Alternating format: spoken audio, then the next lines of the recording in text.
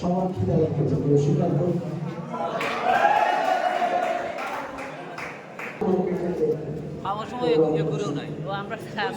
যাই হোক, আমি আপনাদের ধৈর্য যদি ঘটাবো না।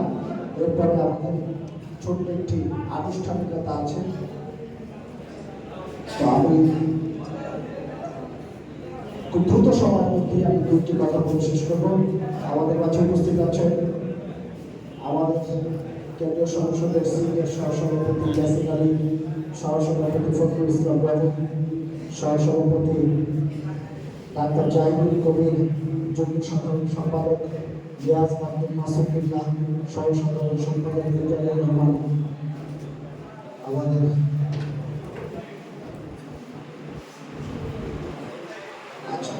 যুগ্ম শিল্প বিষয়ক সম্পাদক নুরুল্লাহ, সংরক্ষণ বিষয়ক সম্পাদক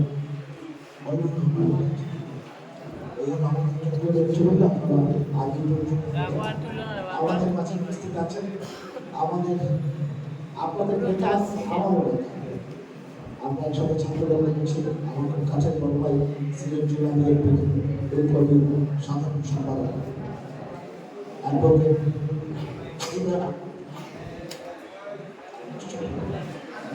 ইমরান আহমদ চৌধুরী আজকে উপস্থিত আছেন এবং তার সাথে আপনাদেরকে আইনগতভাবে সর্বাত্মক সহযোগিতা যে টিমটি করেছেন, আমি সকলের নাম বলতে পারবো না, তবে অ্যাডভোকেট মঞ্জুর আলম চৌধুরী বক্তব্য করেছেন। তার সাথে যে সকল আমাদের আইনজীবী ভাইয়েরা আছেন, আমি আমার পক্ষ থেকে, আমার সংগঠনের পক্ষ থেকে সকলকে শুভেচ্ছা, অভিনন্দন এবং মোবারকবাদ জানাচ্ছি। তাদের প্রতি কৃতজ্ঞতা প্রকাশ করছি। তাদের উদ্দেশ্যে তাদের যে আমাদের প্রতি যে ভালোবাসা, সেই ভালোবাসা স্বীকৃতি হিসাবে আপনারা তাদের প্রতি কৃতজ্ঞ থাকবেন। আমিও কৃতজ্ঞতা প্রকাশ করব। আমাদের মাঝে উপস্থিত আছেন আমাদের সিলেট মহানগর স্বেচ্ছাসেবক দলের আহ্বায়ক মাহবুব আহমদ চৌধুরী, সদস্য সচিব আফসার খান সহ অন্যান্য যুগ্ম আহ্বায়করা, আপনারা বিভিন্ন পর্যায়ে যে সকল নেতৃত্বে উপস্থিত হয়েছেন, আপনাদের সকলকে আমার ব্যক্তিগত পক্ষ থেকে দেশনায়ক তারেক রহমানের পক্ষ থেকে শুভেচ্ছা, অভিনন্দন, মোবারকবাদ জানাচ্ছি। ভাইয়ের আমার এত বক্তব্য হয়েছে আজকে, এত সুন্দর সুন্দর বক্তব্য। আমাদের সিলেট যে মহানগরের নেতৃবৃন্দ যেমন সুন্দর বক্তব্য দিয়েছেন, আমাদের বিএনপি নেতারা এবং আমাদের কেন্দ্রীয় নেতারাও সুন্দর বক্তব্য দিয়েছেন। এই সময় বক্তব্য দেওয়ার কিছু নেই, বক্তব্য যা হওয়ার হয়ে গেছে। বলার মতো কথা বলা, দুটি কথা বলবো। একটি হলো আত্মবিশ্বাস রাখতে হবে, আত্মবিশ্বাস রাখতে হবে। একটি গল্প ছোটবেলায় শুনেছেন, যে সবাই শুনেছেন আপনারা, যে সাগরের নিচে এক জায়গায় দৈত্যের প্রেম ভ্রমণা থাকে, সেই প্রাণ ভ্রমণা নিয়ে আসতে গেলে দৈত্য মারা যাবে, এরকম কথা শুনেছেন।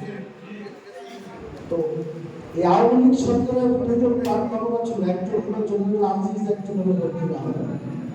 কথা তো ঠিক। তো দুই প্রাণ ভ্রমণায় তো মূলক্ষেপ নাই, এখন বাকি আছে একজন। আপনার দেখি কি অবস্থা দাঁড়ায়, আমরা দেখি না কি অবস্থা দাঁড়ায়। ওই দিকে যাবো না, শুধু বলার মতো বলা হলো আপনারা সংগঠনকে শক্তিশালী করেন, সংগঠনের মধ্যে ঐক্যবদ্ধ থাকেন এবং নিজেরা নিজের উপরে নিজে বিশ্বাস রাখেন, দলের সিদ্ধান্তের প্রতি অনুগত থাকেন। দেখবেন এই অনৈতিক ফ্যাসিস্ট, অনৈতিক সরকার এমনি উৎখাত হয়ে যাবে।